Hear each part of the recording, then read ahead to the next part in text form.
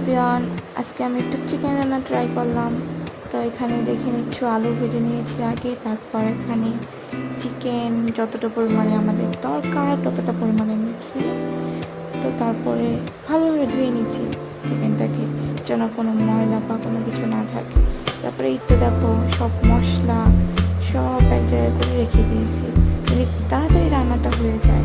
আর রান্না কাছে থেকে তাহলে তো হয়। এই তো তারপর পেঁয়াজ ভেজে নিয়ে তারপর মশলাটা দিয়ে দিলাম, সুন্দর করে এটাকে কষাতে হবে। কষাতে কষাতে যখন মশলা থেকে তেল বের হয়ে যাবে তখন আমাদের চিকেনটাকে দিয়ে দিতে হবে।